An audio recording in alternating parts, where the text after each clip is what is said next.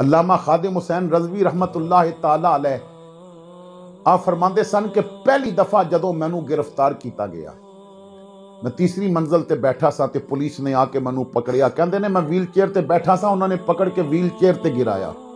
मैनू कहते सन उठ तू ड्रामेबाजियां करदा। मैं क्या नहीं उठिया जाता, मेरे गोडियां ते उन्होंने सोटियां मारियां। वो मैनू मारते सन, मैं हसदा सा। फरमाते ने फिर मैनू तीसरी मंजिल तो नीचे घसीट के उन्होंने ले आंदा, एक सीढ़ी तो दूजी सीढ़ी ते जदों मेरियां लत्तां गिरदियां सन, दर्द होंदी सी, मैं हसदा सा।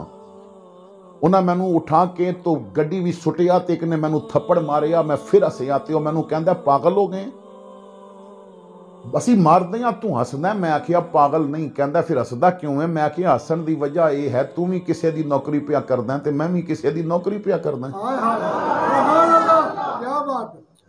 तू मैं किसी का नौकर है, मैं भी किसी का नौकर हाँ। हसदा तां पिया जिदी तू नौकरी पिया करदा तैनू नहीं पिया वेखदा, जिदी मैं पिया करदा उहदियां नज़रां मेरे ते लगियां होईयां ने।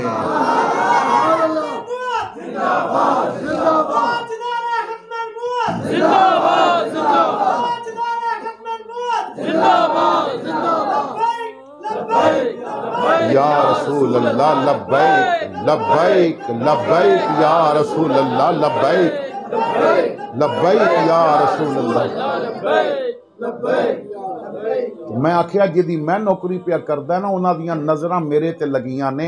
मारा खा के हसदा तां पिया बई यार नूं पिया दसदा आका फिक्र ना करियो, रज़वी कट जाएगा गद्दार नहीं निकलेगा।